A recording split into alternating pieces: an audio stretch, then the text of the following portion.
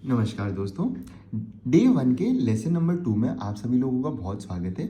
I hope आप लोगों को पिछले 4 पॉइंट बहुत अच्छे से याद है और उन चारों पॉइंट्स को आप लोग याद रख रहे हैं और अपनी प्रैक्टिस में भी अब जब हम लिखेंगे तो बहुत अच्छे से इम्प्लीमेंट करेंगे। ठीक है, आगे बढ़ते हैं।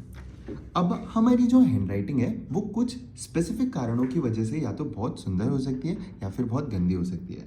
तो या तो आप यूँ समझ लीजिए कि ये जो पॉइंट जो अब हम सीख रहे हैं ये सबसे सुंदर बना सकते हैं हमारी हैंडराइटिंग को, या फिर यही पॉइंट यदि हम ध्यान में ना रखें तो वो हमारी हैंडराइटिंग को गंदा बना सकते हैं। तो यहाँ पर आप लोग पहला पॉइंट देख पा रहे होंगे विच इज शेप। तो शेप क्या होता है? शेप बेसिकली आपका जो जिस तरीके से आप लेटर बनाते हैं वो आपके लेटर का शेप होता है। जैसे ये जो, अब देखिए, शेप क्या करना होता है, हमें एक जैसा शेप मेंटेन करना होता है। लिखा है stick to one letter form throughout entire composition. मतलब आप जब हैंडराइटिंग लिखते हैं उसमें यदि आपके लेटर्स के शेप एक जैसे हैं तो आपकी हैंडराइटिंग सुंदर सी लगेगी। आइए इसको समझते हैं। जैसे इस हैंडराइटिंग में आप लोग देख पा रहे होंगे कि ये वाला एस और ये वाला एस एक जैसा है, टी और टी देखने में एक जैसा है, एन और एन देखने में एक जैसा है, तो ये सुंदर सा लग रहा है। ऑन दी अदर हैंड यहाँ पर ये वाले एस का शेप और ये वाले एस का शेप अच्छा ही नहीं है, सेम नहीं है। ये वाली टी और ये वाली टी दोनों डिफरेंट डिफरेंट टी है, तो ये दोनों टी का शेप सही नहीं है। तो हम लोगों को पहले तो अपना शेप यदि हम लोग कंसिस्टेंट रखेंगे तो हमारी हैंडराइटिंग सुंदर लगेगी, और यदि हम लोग अपना शेप कंसिस्टेंट नहीं रखेंगे तो हमारी हैंडराइटिंग सुंदर नहीं लगेगी। ये हमारा पहला एस होता है। यहाँ पर हम ऐसे ही कुछ 5 एस कवर करेंगे। ठीक है, आगे बढ़ते हैं। हमारा दूसरा एस है साइज। तो जो हमारी हैंडराइटिंग होती है उसके जो लेटर्स होते हैं और इन जनरल जो हमारी हैंडराइटिंग के पूरे वर्ड्स हैं उनके हम लेटर्स के साइज को सिमिलर रखते हैं। ठीक है, तो यहाँ पे इसमें आप लोग देख पा रहे होंगे कि ये एन जो है ये ओ से छोटा लग रहा है, ये डी जितना बड़ा होना चाहिए सही नहीं है। तो यदि सही साइज में और इक्वल साइज में नहीं लिखा गया है, ऑब्वियसली कैपिटल और स्मॉल लेटर्स के साइजेस बड़े छोटे होंगे, लेकिन छोटे ही छोटे के डिफरेंट नहीं होने चाहिए। ठीक है, तो आप लोग जब चेंज करेंगे अल्फ़ाबेट्स का साइज तो वो अच्छा नहीं लगता है, और आप लोग कंसिस्टेंट साइज रखेंगे तो वो सही लगता है। ठीक है, तो आप लोगों को ध्यान देना है कि शेप हमें सही रखना है, इस तरीके से नहीं लिखना है। साइज हमें ठीक रखना है, इस तरीके की गलतियां नहीं करनी है। हमारा दूसरा एस होता है यहीं पर। अब हम आते हैं अपने तीसरे एस पर, जिसे हमें ध्यान रखना है। हमें 5 एस ध्यान रखना है। ये हमारा थर्ड एस है। थर्ड एस है स्लांट। स्लांट क्या होता है? वो एंगल जिस पे आप लोग लिखते हैं, वो टिल्ट जिस पे आप लोग लिखते हैं। तो आपको एक प्रकार का स्लांट लिखना है। देखिए, वैसे तो कर्सिव में इस तरीके से स्लांटेड ही लिखना सही है, लेकिन यदि कोई बच्चा बहुत ज़्यादा प्रैक्टिस करके स्ट्रेट ही लिखता है तो वो भी गलत नहीं है।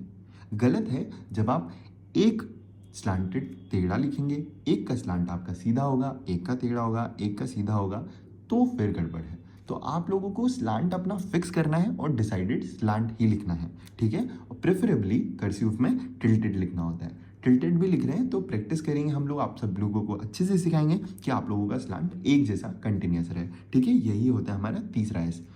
चौथा एस जो हमारा है वो है स्पेस।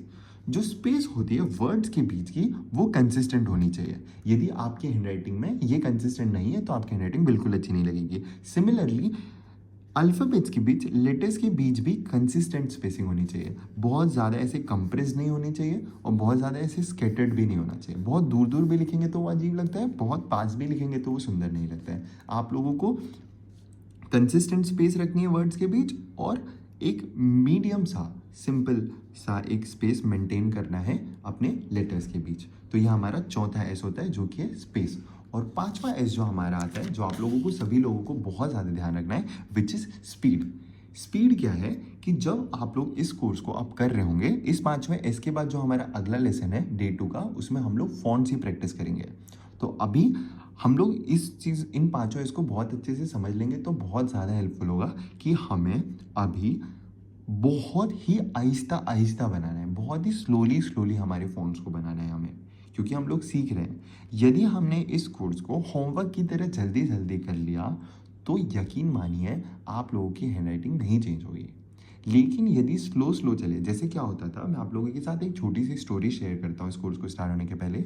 मैं खुद भी उन बच्चों में से था जो बच्चा जल्दी जल्दी जंप करेगा। एक फ़ॉन्ट आपका हुआ नहीं ठीक से और दूसरा फ़ॉन्ट सीख जाते हैं, तीसरा फ़ॉन्ट। मुझ जैसे ही बच्चों की इस कोर्स में बहुत गलती है और वो पीछे रह जाएंगे इवेंचुअली।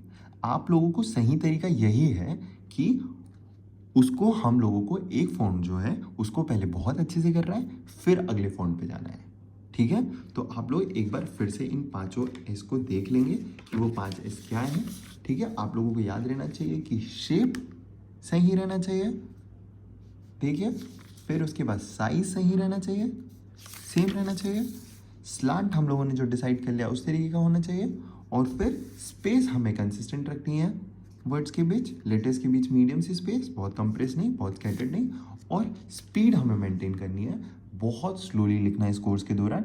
फिर जब हम लोग अपने अल्फ़ाबेट्स को अच्छे से सीख जाएंगे फिर हम लोग स्पीड पे काम करेंगे। ठीक है, तो आई होप आप लोगों को ये सारे 5 पॉइंट्स याद रहते हैं, और यदि ये 5 पॉइंट्स याद नहीं रहते हैं और इसके पहले वाले लेसन के वो पॉइंट्स याद नहीं रहते हैं, तो ये आप लोगों के फर्स्ट पेज के पहले यहाँ पर प्रिंटेड, मैं आप लोगों को बताता हूँ, आप लोगों के प्रिंटेड भी दिया गया है इस स्पेस में। इस पर्टिकुलर जगह पर नहीं है क्योंकि हम लोगों ने ये वाली चीज़ यहाँ रखी हुई थी, लेकिन आप लोग अपनी नोटबुक में देखेंगे तो आप लोगों को वहाँ पे प्रिंटेड स्पेस में पोस्चर और ये सब लिखा हुआ दिख जाएगा। ठीक है, तो आप लोग बार बार वहाँ पर देख लेंगे और बार बार ध्यान रखेंगे कि किन चीज़ों को हमें सही रखना है।